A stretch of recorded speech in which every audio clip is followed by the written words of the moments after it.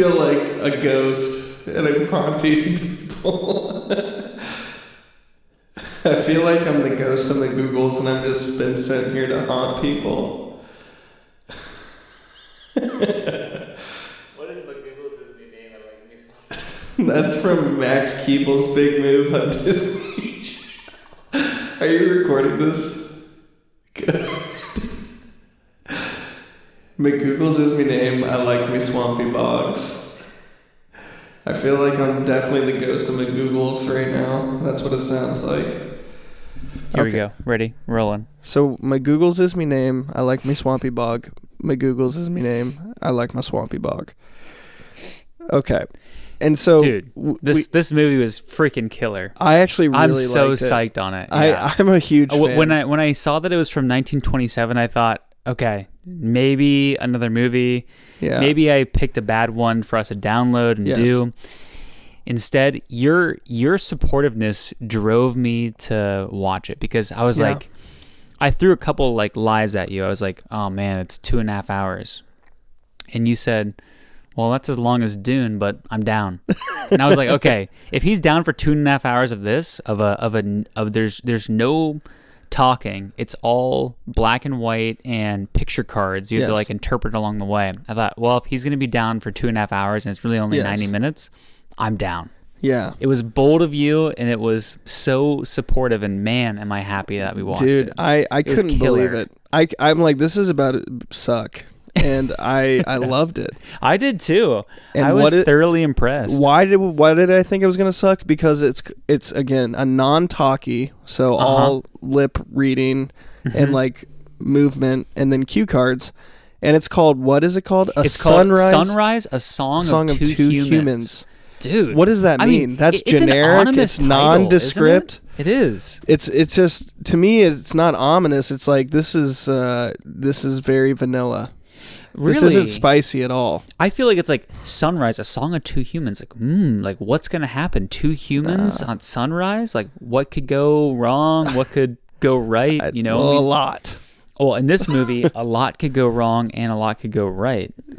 And shockingly. Honestly, what does this movie have? This movie has swampy bogs. Well, it has swampy bogs. It has bullrogs. But it doesn't have bullrogs. It has bulrushes. It has bulrushes galore. I mean, if you're looking for big a movie with bulrushes, this is the movie for you. Big bulrush energy. Massive bulrush energy. Just huge. This movie has infidelity. It has feelings of loneliness. It has boredom. It has tomato soup and bread. Yeah. It has everything you would want in a movie. I've never seen... It has the city life contrasted to the life in the pitiful urban farmers. Men. Yeah, the farm life versus the city life. It's beautiful. Is shocking that the director, who I don't know, used boring tomato soup and boring bread as the impetus for infidelity. Yeah. I never thought I would see that until 1927's version of Sunrise, a song of two humans. Me as well. So, okay, break down the first couple of scenes. So, again, this has hooch. It has drunk miniature pigs. It has... I would say this movie is a mix between Pinocchio, F. Scott Fitzgerald, Gone Girl, and the invention of the light bulb. And the invention of the light bulb. Yes. If you can like somehow picture a mixture of all those in a conglomerate, that's what this movie is. I 100% agree. And so so this starts off with the siren song of this kind of woman of the night. A nondescript. Everything's nondescript. Guess what the main character's name is? The Man. The Man. And he's always going to be the Man, and yet you see him almost all the time. So you see him in his, like, again, nondescript house. There's no pictures. Again, to be fair, it's 1927. And again, spoiler alert, if you haven't seen this movie, this came out 94 years ago, so you've had plenty of time to see it. The woman tries to convince the woman of the night that does a siren song to this guy, just whistles. And of course, like, they use like ringing or something to pull him out of his house. And his house just has chairs, a loaf of bread, and bowls. And then he just leaves, and he convinces. It's so strange. She takes him to the bog. Yeah. At first, you don't really know. Like, this guy's sitting. So there's a woman like getting ready. It kind of opens up like this woman is like here on this.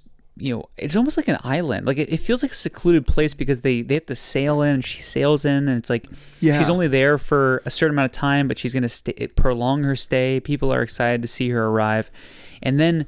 You're kind of like, huh, what's going on? She's getting ready to go out. She gets like her shoes buffed by the maid. Oh, and then she starts whistling.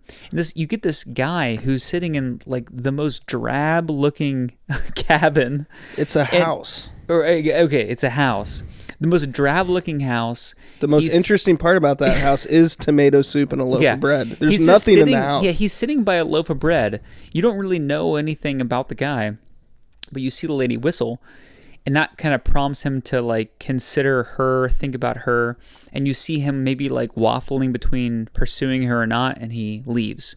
When he leaves, his wife, who you come to find out, is there with a bowl of fresh tomato soup or some sort of bone broth. I don't know exactly. That's pushing it. Bone broth. That's pretty exotic. Yeah. It was definitely no red pepper Gouda. Incredibly boring. Very boring, yeah. I mean, that's purposeful because he's like, we have a bored husband, and he's getting called out from a woman of the night out of his house. He literally takes one look at his wife and his kid, and he's like, see ya. I know. And then it really isn't even like maybe 10 or 15 minutes into the movie where he is kissing this kind of hussy of the night. And she proposes the idea of running away with her. Mm-hmm. And when he asks, like, well, what do I do about my farm and my wife? She says, well, you could drown your wife. Take her out in the boat and make it look like an accident. How do we know that? Cue cards. Yes, cue cards. And for the 1920s, I feel like that's a pretty spicy plot line. Yeah. I mean, even today's, I'm like, damn, this is freaking spicy. Again, you start in the middle of the action. Mm-hmm. You're just like, holy crap, nothing really too much developed here. Mm-hmm. And we're starting off on like an infidelity, bog drowning adventure. Yes. And this is like 5 minutes into the movie. And that's when she says, well, you could drown her and you could collect these bulrushes. Yeah. Bulrushes. You collect the bulrushes, and that's going to be your escape. Yeah.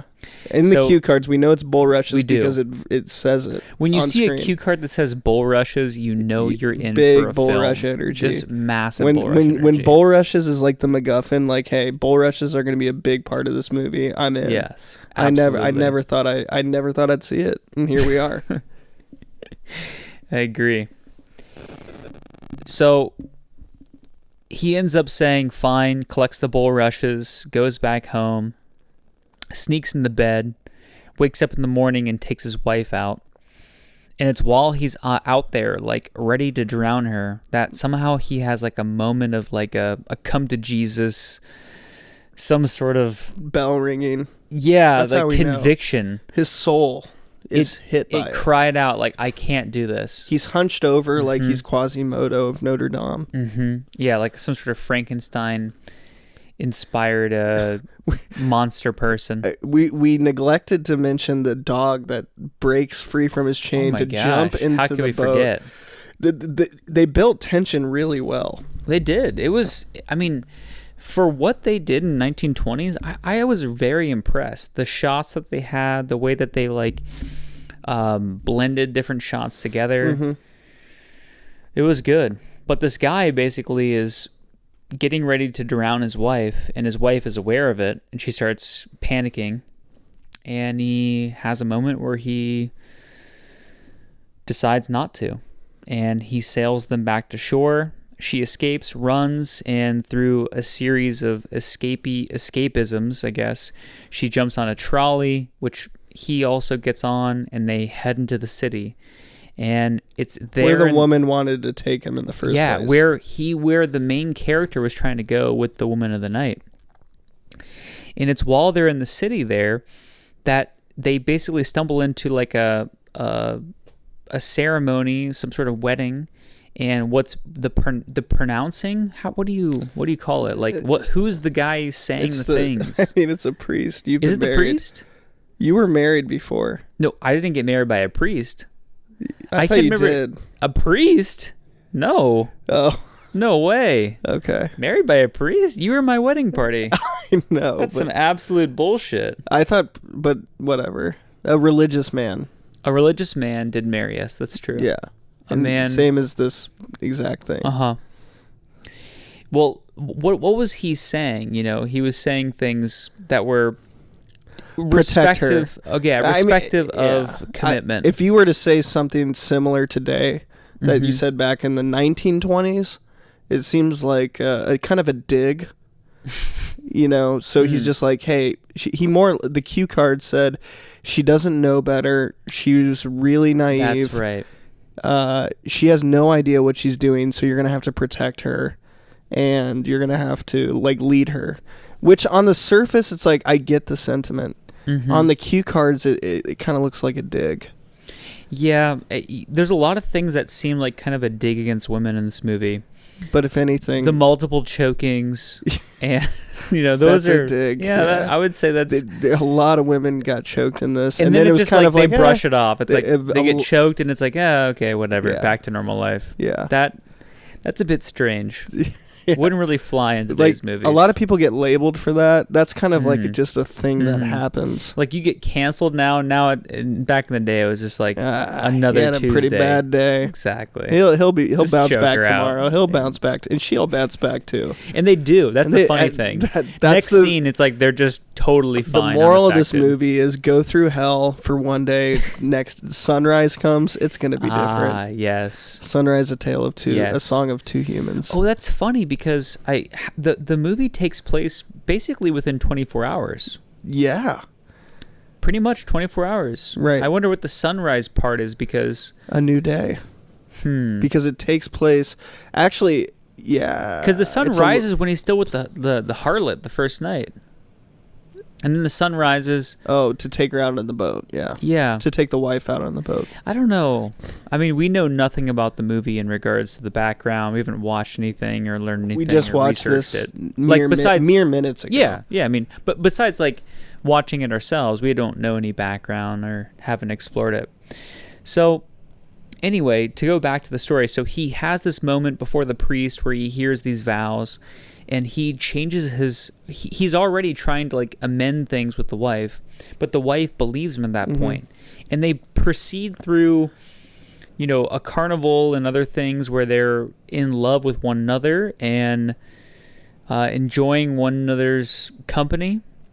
And that part is kind of maybe where the movie gets a little bit slow.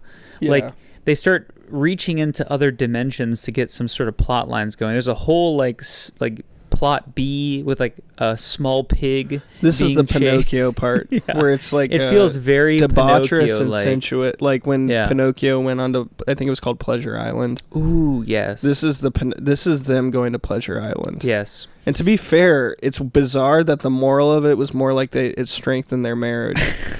Yes, it really did. And again, when we say the man, the wife, the woman from the city, we aren't just forgetting their names. I have the cast list up.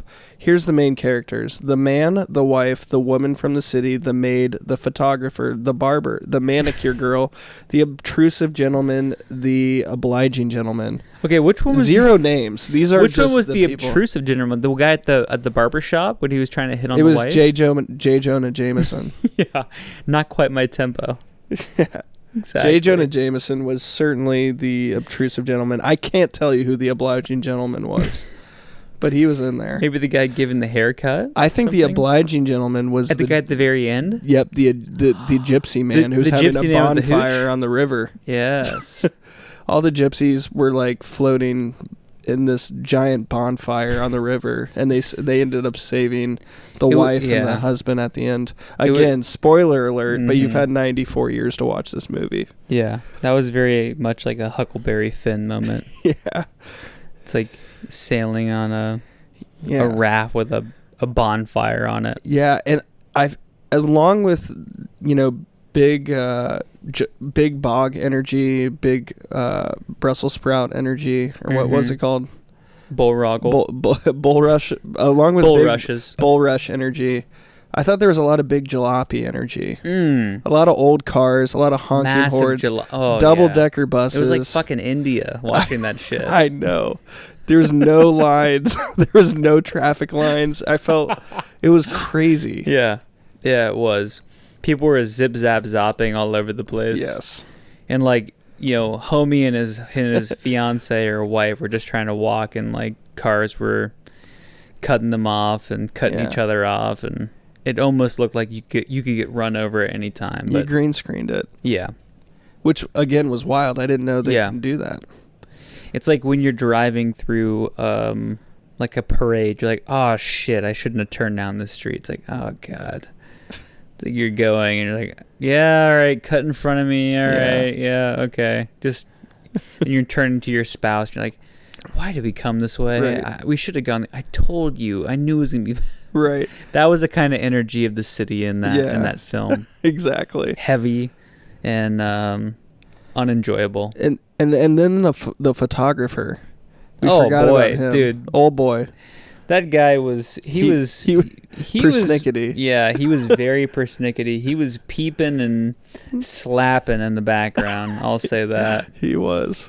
Yeah, the husband and wife go get the photo, and just the photographer gave you such creepy vibes. Yeah. Like he has a dark room, and he's got a very dark room. Yeah. He's got a big daguerreotype of some daguerreotype, of some ladies. I'll say that. Yeah. Don't like to call him out like that, but that might have been the obliging man.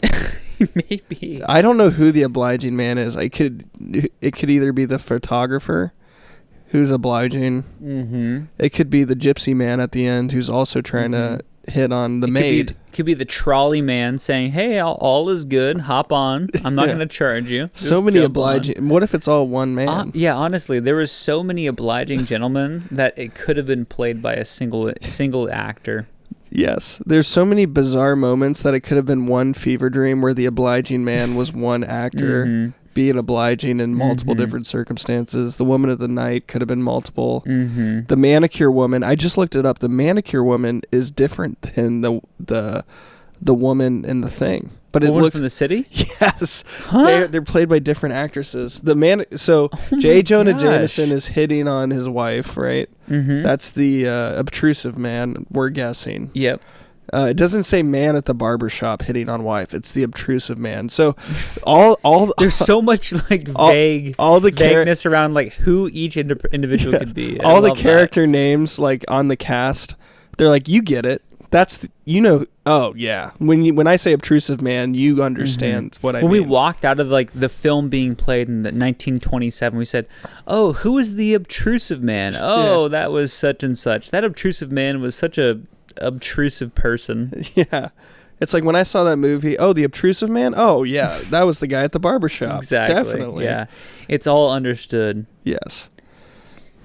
Maybe that was a thing of silent movies that just is lost on us. We need too much explanation. I know. We need you to like cue us in the movie, like the music. How do we really know when you're being obtrusive? We don't know that. It's like they're like, no, this is like everybody knows when you're being obtrusive. It's manners. It's like the moral. It's the golden rule. Like when you're. Well, what manners did you see in this movie? I didn't see much manners. Well, when it's being violated. So like what, the choking? I thought that was bad, but that was like all is good. Yeah, it's like he didn't kill her. Okay, well we'll wait till tomorrow. He just needs to get some sleep and cool off. I guess. And he's like, it's more like, you shouldn't do that to him. He'll choke you. It's like, all right. Yeah, the manner. I don't really. Very violent. There was not a lot of manners in that movie. I thought the main character was the main character likable? He got redeemed. I think that's where he was redeemable. Okay, he was redeemable because the second act starts when he got redeemed. Like the first act starts like he's committing infidelity. He hates his wife's You're not bread. a big fan of the main character. Yes, like you get it. Like you're like, ah, shit. He's having tomato soup and bread. This is day 400. Like I get it. And he doesn't want to be there anymore. He's like, I just need some action. Well, I think he had a kid and I mean, I'm assuming there was some action involved.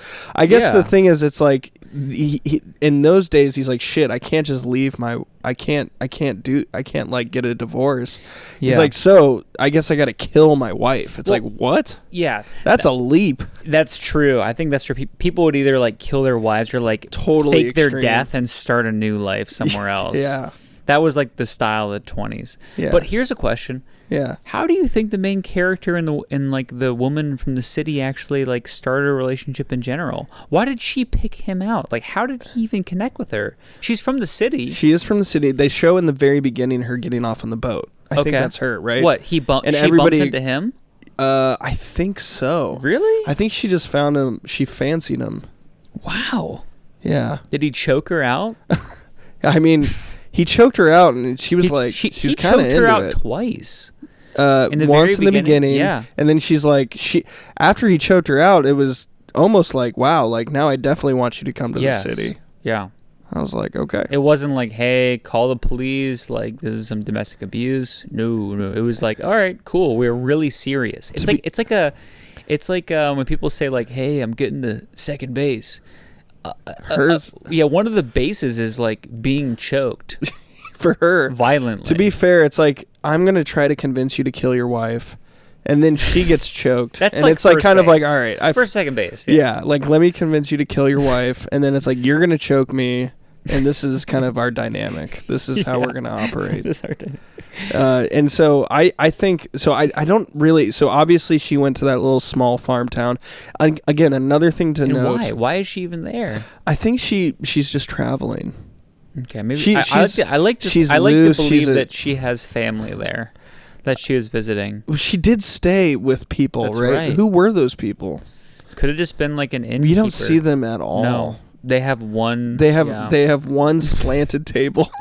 They have a very slanted table, and that's it. I'm shocked. Maybe we can put a photo up later of the slanted table on the video or something. Incredibly slanted. It's like a fun house. Yes, I think we should put that thing up because I don't like. It seems like instead of the technology, then instead of demolishing a huge lumping hill on your property, you build over it and you just set a table up on like a slanted part of the hill, and the rest of it can be flat. But again, gravity be damned, none of those plates were falling off that slanted table. It makes you wonder what the hell was going on in that fun house. Gravity be damned. Yeah, I love that. Yeah, they were really fighting it. Yeah. It was like one of those like optical illusions where like the person is like walking across the house. Yeah. But like they're completely bent back. Right. They had built it in some sort of like magnetic, like do not cross zone. Something where like the Mayan people had disappeared for 2 centuries. Yeah, the Bermuda Triangle. Their farm was located in the Bermuda Triangle, and it's all a fever dream. It might be. It felt like a fever dream. Yeah, the whole movie, because like they blended. Remember the ghost? She showed up as a ghost. Oh my gosh! Like 3 times. Dude, this like really did remind me of the Lighthouse, kind of. Yeah, okay, it had some I forgot. Lighthouse So energy. what is this a mix of again? Lighthouse, Pinocchio, Gone Girl, and the invention of the light bulb. Yes. Thomas Edison. Yeah. Or something like that. Combined together, swirled in one sort of cocktail. If you don't want to watch this movie, try to put all those things together. Watch all 4 of those and then think about it really hard. Watch a light bulb for a long time. Yes, exactly. Yeah. Just think about it. Like, how did you get invented? Right. All those together, that'll give you a good feeling for this movie. Yes, very much so. And again, I think the part that drew me in was the fact that it started like, hey, you got to kill your wife. And then she started getting choked. And it's like, what the I couldn't believe it. It had a good formula to where like, I need to know what's going on. And then he gets redeemed and you're like, I'm like emotionally exhausted. And it's like a 45 minutes into a non-talkie. It's crazy. Yeah. It was impressive. Yeah. What do you think is like? What drew you in the most? Like, I guess, why do you like it? Is there anything it hit? Like, about, like, the human condition? Yeah, I mean, I think just right away, he was just like, yep, I am cheating and thinking about killing my wife. It was just so abrupt and so quick. You're just like, oh my God, I'm really drawn in. Like, how does this happen? Like, how does this end? What does he do? Is the guy good? Is he bad? Is he going against his urges? Jesus. Just like, it had this very kind of, just, I don't know, pungent odor. He looked like he looked idea. He smelled of hooch. It looked what he looked. He reeked of hooch. He looked like he reeked of hooch. Yeah, he really did. He was hunched over, didn't really tuck in his shirt, and in the 1920s, you don't dress like that. No, you are suave. You use pomade. You do. But just seeing that right from the get-go, I'm just like, okay, I gotta figure out what happens here. That just drew me in. And honestly, once he and his wife got redeemed, I was kind of like, that's where the movie got a little bit boring. It was like, that's too resolved. What happens from here? It kind of dragged along, pig scene, the hooch scene. Right. But also Manicure Girl and J. Jonah Jameson. Yep, that scene is like, okay, all right, we're going along. What's going on? Well, it just seemed like there was always like something thrown at their marriage. Well, I just thought that it was cool, but then they're finally sailing back to the island. The storm kicks up, and the wife gets knocked overboard, and what you think as the viewer, she drowns. It's like the intention from the beginning that was thwarted by the main character coming to a realization that he doesn't want to do this, still, because of the whole situation, caused him to be sailing during the storm, which resulted in his wife drowning. Yeah. It's like, wow, you wanted this, and now she's drowning. Now you're sad and upset. And that's when he goes and strangles the woman in the night again. But you're just thinking like, whoa, like this is what you wanted. It's kind of that idea. It's kind of fun to think about that, like, because we all have fantasies or ideas or theories on things. We think like, ooh, what if that happened? What if that happened? What if that happened? And the reality of it playing out is always going to be different from what you envision it to be. Sure. And this is a guy, like, again, it's very twisted and very dark, but he's envisioning and thinking about killing his wife and starting a new life. Well, when he tries to actually do it, he can't do it. It's way too extreme, way too serious. But she ends up, quote unquote, dying. And what does he do from there? He goes and tries to kill the woman of the night who put him up to it. Yeah, tempted him. Yeah.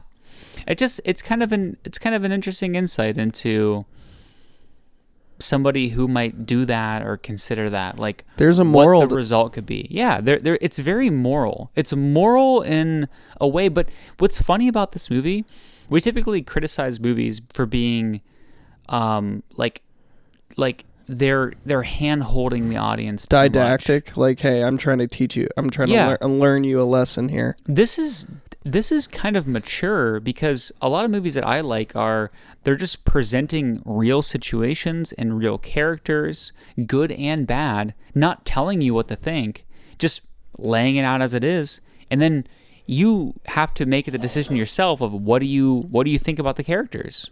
Do you think they're good or bad or what? And that, I think, is much more nuanced and mature and enjoyable. This movie did not handhold nor spoon feed you. It just laid it out. I didn't think so. It's like, this woman is bad. The wife is good. No. The man is bad. Now he's good. Now he's bad. It's like, this guy who's the man is called the obtrusive man, is bad. I feel like this was the most hand-holding you can get. I don't know. The man is not called... his name is not Dan. His name is the obtrusive man. No. The main character's name is not the obtrusive man. No, but the fact that, like, these are but you got to think archetypes. about this. These are all archetypes. Yes, but you could not tell me. I could not predict accurately what was going to happen in the movie from the very beginning. That's fair. Whereas if I watch a Marvel movie, I know exactly what's happening from like the first 10 seconds. Sure. I watch like the first opening scene. I'm like, okay, this guy's going to die. This guy's going to redeem. This guy's good. This guy's bad. That is way more hand-holding. Yes, there is still like Woman in the Night is bad. Your wife is good, but honestly, I wouldn't tell you if I knew if he was really going to drown her or not. That's fair. I thought There's he conflict. Probably might. He totally could. That, for me, left me in suspense. And then, in the end, for her actually drowning, I mean, I wouldn't have called that from the beginning. So, it's just, that to me left me feeling like there was more nuance. I thought there was. Again, intent versus impact. Okay, dude, that's what I forgot. That's what I forgot. So here's what this movie's about. It's about intent versus impact. It's about swampy bogs. It's about hooch. It's about miniature pigs. Mm-hmm. It's about bread. It's about bread and tomato soup being the impetus for infidelity. Mm-hmm. It's about redemption. And it's about a bunch of gypsies having a bonfire out on a lake, saving people's lives. It is. That's what this movie's about. It really is. And again, I loved it. And so for me, yes, the thing that I liked about it the most is it started right in the action. A lot of movies, I think, it builds up to like, here's why this person is like committing infidelity or whatever, or having a weak moment. This guy's like, the movie starts on a weak moment, and then it shows like, okay, it's forcing these two people who the husband just had committed infidelity and almost killed somebody twice, almost killed the woman of the night who tempted him, and almost killed his wife. And then they force him and his wife to be like, okay, like, how do you guys live together or be together after these horrible incidents that just started? So to me, that's the interesting part. Like, how can that possibly even exist? Let alone, how can it exist in a movie without dialogue? I know. That surprisingly to me was crazy. The shots that they had, the way they blended scene from scene. For the 1920s, I was very impressed. Honestly, the way that they extracted and used the technology creatively to make the shots and tell the story, I thought it was very well done. Yes. And this is 2020, so I mean, I'm not gonna. Well, 2021 to be completely frank. Let's see here. 31. Okay. Yeah. So, what would you give this thing as a rating? Well, I have to think about it a little bit more. Do you have something on your mind? Because we just watched this not an hour ago. Yeah. So do you have something on your mind? And you have to give me reasons as to why you think so. I would probably give it 7 out of 10. What makes you give it that 7? I thought the storyline was compelling. The shots were interesting. Much more interesting than you would ever expect from a 1920s film. I thought the storyline itself, like I said, was compelling, but I thought the storyline itself was not predictable. Yeah. And that drew me in. And I think overall my expectations were so low. I was expecting a 3-4 out of 10 movie. And it was so much better, so much more enjoyable, funny, and captivating. Yeah. So with all that, like, out of all the movies that we've seen from before 1950s, this was probably my favorite of all those. Truly, easily. I mean, if I had to go back in time and watch this then, I bet this movie was probably a pretty killer film when it came out. It probably was talked about, thought about, discussed. I bet I could find online, if I just Googled a little bit, like some thinking about this movie. It feels much more significant than other movies that I've seen. So yeah, I just feel like it was a valuable, worthwhile film. I'm glad I saw it. I would watch it again with somebody else who had never seen it. Yeah. So that to me is pushing it above 5 territory. The miniature pig is up a point. The consumption of hooch is up a point. I'm at 7. So 7 out of 10. That's what I'm going to give it. I think that's fair. I'm going to give it, and might sound psycho, 8? An 8 out of 10. Yeah. I was debating 8, honestly. I mean, soft 8, hard 7. Yeah. Yeah. I'm coming in with a cool 7. I'm going with a hard 7.5. Yep. Reasonable 8. And here's why. That's fair. The technology back then was obviously, again, think of the invention of the light bulb. That's roughly what you're working with, and you can kind of tell through multiple shots. The scenery is crazy. Like, if you actually think of like how much they needed to, it's 1927, right? So all the cars, all the extras, like when they're of extras when they're in Pleasure Island or whatever the hell that's called, like the Pinocchio land. That's a lot of work to do. And again, you're shooting on, a camera that must have been like a prototype camera.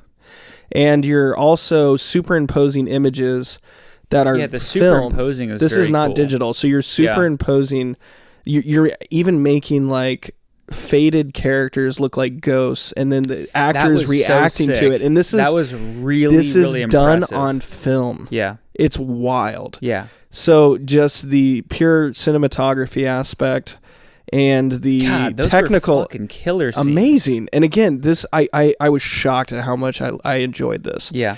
Again, I think the most enjoyable part for me is I think the typical trope you're going to see nowadays is, jilted lovers get revenge on each other. Ooh, and jilted. Yeah. God, I love that. And so you have these. That's the stories you're going to get. This starts out as you're jilted, and then it puts them together, and it's like, how could you come back from that? Well, you have a come to God moment in the church, and he's utterly convicted. He's convicted, like his conviction is not just like a one scene thing. It's like a 15-20 minute ordeal where he has to go through multiple scenarios of how he's convicted. He changes. Then they throw more. The woman of the night comes back. The man. It's just like it's a story I don't really see. So to me, this was unique. Kind of like what you said is like typically it's just a revenge story. This is way more dynamic. And again, this is like 100 years ago. So again, that puts me to a 6. Okay. Now you got bulrushes, which puts me to a 7. Oh gosh, I forgot bulrushes. I might be bumping into 8 category with the bulrushes. I know. Bulrushes, which puts me into 7. And then you have bonfire floating gypsies on the water who go and rescue people from storms. That puts me to a solid 8. And again, it's a very hard 7.5, but it's a very reasonable 8 for me for those reasons. And the wife's hair looks like a hot dog casing for a lot of the movie. And so you put all that together, and I can't, it's hard to go higher than an 8. I agree. But it's hard to, but for the time. 8 is the ceiling for me, truly. It's not the ceiling for me. Like, if you really pushed me, I could maybe go more, but like no, 8 I is could not. 8 is reasonable for me right now. I'd be crushed against the ceiling. I'd be like Charlie and Chocolate Factory floating to the top like of those blades. That's the 8 for me. I'm trying to burp my way down. Yes. Yeah. Exactly. So it's an 8.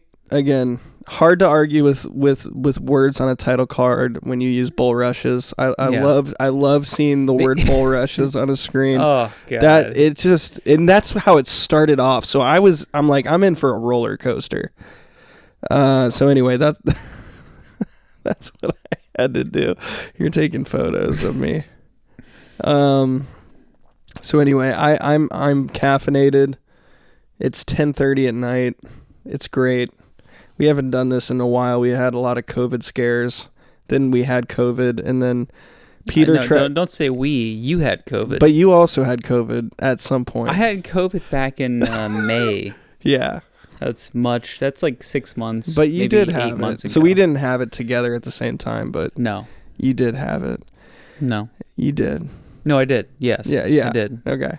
You did too. I did, and that's what I'm saying. And then you tried to help me out by. I did. I was having a fever dream of my own when I had COVID. It was like the first night I was having a fever dream, and then I remember FaceTiming you, and you're like, I'm gonna give you some help here, and I'm gonna drop off some tea, and I think some of my own fermented ginger honey. Honey. And I'm like, okay, those sound like cool things. That's awesome. You drop off a bag. I see a jar, and the label on it is mushrooms. Or what is it? It was like a tomato pesto. Yeah, tomato pesto, but like mushrooms, like dried mushrooms. That's what the label was. And then I saw a bunch of other packets. And I thought those were red pepper flakes. So I thought you gave me like partial ingredients for a at-home pizza. Okay. So I thought, I'm like, wow, like he said all this on the phone, but everything he's given me seems like ingredients for a gourmet pizza that I need to, number one, find the dough. So I started getting stressed out. But really, Sean, where's the dough? Yeah, I'm like, hey, can someone help me? Like, I don't know how this is gonna make me feel better, but I just FaceTime my friend, and he's like, hey, I'm gonna give you all this stuff to make tea, but it all looks like pizza ingredients, and like I need to find dough. So I started getting stressed out, and I'm like, I don't know how this made any sense, like what you told me on FaceTime versus what you gave me. But I was so stressed out. I was in my fever dream, and I'm like, I'm not making a pizza right now. I know. Maybe he said pizza, and I thought it was tea, because everything looked like you were giving me pizza ingredients. And I was hurt. Yeah, and I still have it. I'm gonna make that tea. Yeah, I was hurt because I'm like, this ginger honey is thought through. It's precious to me. I consume it on a semi-regular basis. These tea packets here, they're gonna do you right. Yeah. Just make some tea, take care of yourself, fight this thing, up your immune system. And for you to believe, like, from a fever dream that it was red pepper flakes and like pesto dried sauce. Mushrooms. And I thought it was dried mushrooms. I just was dying. Absolutely killed. Yeah. Ugh. But I get it. Yeah. I understand those in that environment. Yeah. Yeah. And I still didn't understand. Like, it was days, and I'm like, I still don't know what I'm supposed to do with these red pepper flakes. Yeah. That's when I'm like, well, we can say this. Am I wrong? You had COVID worse than I did. Yeah. You had the experience much worse. Yeah. For me, I just lost my taste and smell. Pretty much nothing else. Maybe mild fatigue. Yeah. You were like, driven over by a trolley. And double-decker bus. Yeah, double-decker bus. Honking horns. Yeah, and a jalopy rolled over your carcass. Yeah. My mRNA was not bouncing enough. It was deflated. It was not. It was... I needed to start filling my mRNA up with more air. Yes, you did. Yes, you did. But at least you had it, and dude, now from the research, you'll be a man on high defense. I'm gonna fight Omicron. Oh, dude, with like all the weapons in my arsenal. Yeah, Omicron's going down. I'm filling up my mRNA with more air. I have the outer casing of just an armadillo, probably at this point. Oh, dude, like a sand shrew. Yeah, like a Nidoran. Oh. Easy, big Nidoran big energy. Nido King energy. Oh, Nido King, Nido Queen, you're everything right there. You're freaking Metapod with the harden. Yeah. Dude, big time hardened shell. Except like more badass. Yeah, exactly. Yeah. Hardened, but like you can attack. Instead it's like your attack Metapod again. It's like Metapod does defense. It's like, come on, can't you do anything besides defend yourself? I'll eventually kill you. Yeah. Yeah, you're more than that. There's so many variants coming at me. I'm like, I'm gonna metapod you. I'm going to sandshrew you. I'm gonna Nido King, Nidoran. I'm gonna Gyarados you at some point. I'm just trying to learn the Greek alphabet, man. Yeah. By the end of this. Alpha, beta, theta. Yeah. Gamma. Is that what you mean? Yep. Okay. All those, because that's Omnicron is one of the. I didn't know that. Yeah, it's one of the Greek. Sounds like omni means many, or 8. Someone said something like online about Omnicron. I can't remember. No idea. I'm not even going to try and guess at it. Right. All we can do is be like somebody online said something. Yeah. Right. All we can do is be like the man and just try to strangle it, and hopefully it doesn't come back. Yeah. Omnicron seems kind of just like a lame idea. Delta seems way more powerful. Omnicron seems terrifying. Really? Oh my god. Not to me. Omnicron seems like the man, like omni, like you think of omnipotent, omnipresent, like all. Yeah. It means all. I guess Omnicron sounds like the most fucked up variant I've ever heard of. If you're breaking it down like that, then sure, but to me, Omnicron reminds me of some sort of like sea creature, like a crayfish. Honestly, like a Magikarp. Honestly, it just feels like kind of pitiful and small. Yeah. Delta is more like a big bro, like bro. Oh, like Delta Squad. Delta rolling through here with like the traps out and like I'm smoking like American spirits and killing the bush light on a yacht. Like, that kind of feel. And that's a bit more spooky to me. Yeah. A bit more powerful. I'm like, I'm trying to fit in here. Like, I don't smoke. I'm sorry, but I have an IPA if you'd like. It's like, bro, get that out of here. We're only drinking Busch Lights. It's like, okay, well, that's fair. It's like, we're going to go attack these humans. Yeah. Where Omnicron's like, it's below the yacht. Wow. It's like at the bottom of the ocean. See, okay, and I'm going to put this in Marvel terms, and I know you don't like that. To me, Delta is like the strongest person on Earth. Like Groot? That can fight people. Which one, Groot? Groot's a talking tree, but he's not a person. So, anyway, it's like a strong warrior. Mm-hmm. But Omnicron is like this big alien, like Delta couldn't stand a chance against Omnicron, because Omnicron is like an overlord of sorts of like alien technology. It's like way beyond a human. Like, you could take the strongest human against Omnicron, and Omnicron's like just a villainous, despicable thing.